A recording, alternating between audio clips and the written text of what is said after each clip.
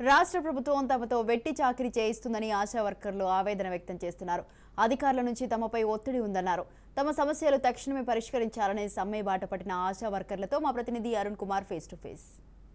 సమస్యలు పరిష్కరించాలని డిమాండ్ చేస్తూ కూడా కొమరంభీం మహబూబాబాద్ జిల్లా మంచిర్యాల జిల్లాలో కూడా ఆశా వర్కర్లు గత 9 రోజుల నుంచి కూడా నిరవధిక సమ్మె కొనసాగిస్తున్నారు. ఈ సమ్మె కూడా సిఐటి నాయకులు మద్దతు తెలుపుతున్నారు. ఇక ఏదైతే బెల్లంపల్లి ఎంఆర్ఓ కార్యాలయం కూడా ఏదైతే గత 9 రోజుల నుంచి కూడా మన ఆశా వర్కర్లు చేస్తున్నటువంటి ఆందోళన సంబంధించి కూడా మన దగ్గర కొంతమంది ఆశా వర్కర్లు నిజంగా కూడా వీళ్ళు ప్రభుత్వాన్ని ఏం డిమాండ్ చేస్తున్న విషయాలు తెలుసుకునే ప్రయత్నం చేద్దాం. చెప్పండి ఏంది, ఎందుకు మీరు ఈ 9 రోజులు సమ్మె చేస్తూ ఉన్నారు?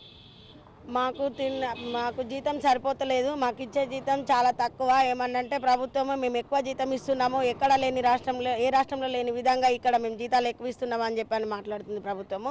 అసలు 9,000 జీతానికే ఆశ వాళ్ళందరూ బతుకుతారా? మేము చేసే పని పొద్దున నుండి మొదలు పెడితే సాయంత్రం వరకు నైట్ ఏ రాత్రి ఫోన్ వస్తే ఆ రాత్రి లేచి మేము ఉరకవలసి వస్తుంది. ఒక ప్రెగ్నెన్సీ కేసుని తీసుకెళ్లాలంటే డెలివరీ కేసుని తీసుకెళ్లాలంటే మాకు 3 రోజులు పడుతుంది. హాస్పిటల్లో 3 రోజులు ఉండి 3 రోజులు మళ్ళీ హాస్పిటల్లో డెలివరీ అయిన తర్వాత మళ్ళీ ఇంటికి వచ్చిన తర్వాత తెల్లారితేనే మళ్ళీ మీటింగ్ ఉన్నది.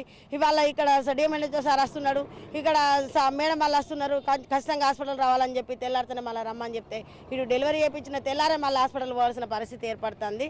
మేము ఎంత చాకరీ చేసినా ఎంత పని చేసినా మాకు ఇచ్చే జీతం ఏమో 9,000, చెప్పే పని ఏమో బారెడు, చేసేదేమో కొంచెము ఆ రకంగా ఉన్నది ఈ ప్రభుత్వము. ఇన్ని రోజుల నుంచి మేము సమ్మె చేస్తున్నాం, 9 రోజుల నుంచి సమ్మె చేస్తున్నాం. ఇప్పటి వరకు కూడా ఏ గవర్నమెంట్ కొంచెం కూడా స్పందించడం లేదు. ఇప్పుడు మాత్రం మాకు ఫిక్స్డ్ వేతనం 18,000 ఇచ్చేంత వరకు ఈ పోరాటాన్ని ఆపేది లేదు. ఈ పోరాటాన్ని ఇంకా రానున్న రోజుల్లో ఇంకా ఎక్కువ ఉధృతం చేస్తామని గవర్నమెంట్కు తెలియజేస్తున్నాం. సార్ మేము కూడా మీ ఆడబిడ్డలమే సార్. మేము ఈ రోజుకు 9వ రోజు మేము సమ్మె చేస్తున్నాము. అయినా మా కోసం ఏం పట్టించుకుంటలేరు సార్ మీరు. మేము ప్రతి ఒక్క పని సార్ మేము ప్రతి ఒక్క పని విలేజ్లో చేయనిది లేదు. డెలివరీ కేసులు అని ఇవన్నీ అది డెలివరీ అని టీబీ స్ఫూటం డబ్బాలని ఇవన్నీ ప్రతి ఒక్క పని కూడా టీబీ స్ఫూటం డబ్బాలు మోస్తే మాకు కూడా ప్రాబ్లం వస్తుందని తెలిసి కూడా మేము ప్రజల ప్రాణాల కోసం మేము పోరాడినా కూడా మాకు కనీస వేతనం అనేది సార్ నిర్ణయం చేస్తలేరు, మమ్మల్ని పట్టించుకుంటలేరు. ఈ ప్రభుత్వం మమ్మల్ని పట్టించుకొని అందరు డెలివరీలు పిల్లలకు ఇంజక్షన్లు అన్నిటితో సహా మేమే చేపిస్తున్నాం సార్. మమ్మల్ని కరుణించి మాకు 9,000 ఫిక్స్డ్ మాకు 26,000 ఫిక్స్డ్ వేతనం చేయాలని కోరుకుంటున్నాం సార్. కరెక్ట్, మీరు చెప్పండి ఏదైతే ఈ సమస్య ఉన్నదో ఇన్ని రోజుల నుంచి కూడా సమ్మె చేస్తూ ఉన్నారు. గతంలోనే అనేక సార్లు ప్రభుత్వం దృష్టికి తీసుకెళ్ళినా కూడా ఆశా వర్గాల సమస్య అయితే పరిష్కరించేటువంటి ప్రయత్నం ప్రభుత్వం చేయడం, దాన్ని ఎట్లా చూస్తారు మీరు? ఈరోజు రాష్ట్ర పిలుపు మేరకు 33 జిల్లాలలో ఆశా వర్కర్లు మరి ఎమ్మెల్యే గారి క్యాంపస్ ముట్టడించడం అనే ప్రోగ్రాంలో అందరం పాల్గొనడం జరిగింది. కానీ మా ఎమ్మెల్యే గారు 5గురికి పర్మిషన్ ఇవ్వడం జరిగింది, మరి ప్రభుత్వానికి తెలియజేస్తామని చెప్పడం జరిగింది. కానీ ప్రభుత్వం మాత్రం ఎట్లా ఉందంటే మొండి వైఖరితో వ్యవహరిస్తూ ఉంది ప్రభుత్వం.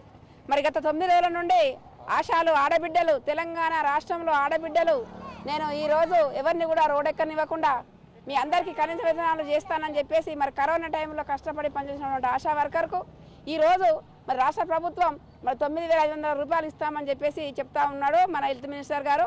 మరి 9,500 రూపాయలు ఏ కుటుంబానికి సరిపోతాయని చెప్పేసి ఈరోజు హెల్త్ మినిస్టర్ గారు అడుగుతా ఉన్నాం.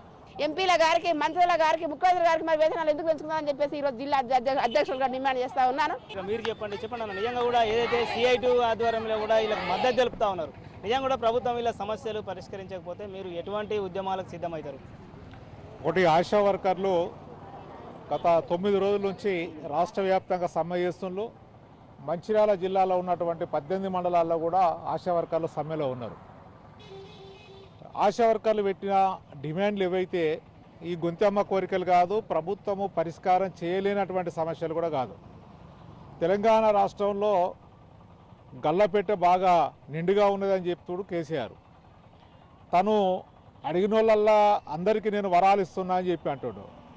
మరి అడగనటువంటి వాళ్లకు వరాలు ఇచ్చేటువంటి కేసీఆర్ ఈ రాష్ట్ర ప్రభుత్వము మాకు 9,000 రూపాయల జీతం సరిపోతలేదు, మాకు ఫిక్స్డ్ వేతనం ఇవ్వాలి, 18,000 రూపాయల కనీస వేతనం అమలు జరపాలని చెప్పి ఆశావారులు అడిగితే ఎందుకు నిర్బంధం ప్రయోగించి సమ్మెను విచ్ఛిన్నం చేయడం కోసం ప్రయత్నం చేస్తున్నా అనేది ఈరోజు సమాధానం చెప్పాలి.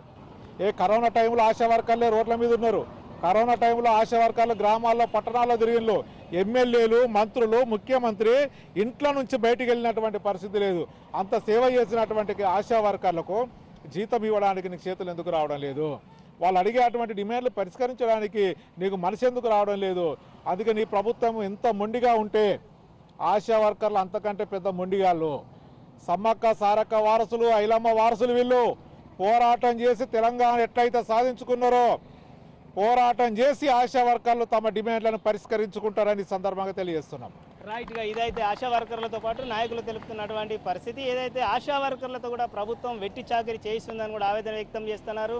కనీస పనికి కనీస వేతనం చెల్లించకుండా ప్రభుత్వం ఇబ్బందులకు గురి చేస్తుందని కూడా వాపోతున్నటువంటి పరిస్థితి. ఏదైతే ఇప్పటికైనా కూడా ప్రభుత్వం ఫిక్స్డ్ వేతనం కింద కూడా 18,000 రూపాయలతో పాటు ప్రభుత్వం ఏదైతే జీవిత బీమా సౌకర్యాన్ని కల్పించి కూడా తమ సమస్యలన్నింటినీ కూడా ప్రభుత్వము త్వరగా పరిష్కరించకపోతే కూడా ఖచ్చితంగా కూడా రాబో రోజుల్లో కూడా ఉద్యమాలు చేయడానికి కూడా తాము సిద్ధమవుతామని అయితే ప్రభుత్వాన్ని హెచ్చరిస్తున్నటువంటి పరిస్థితి.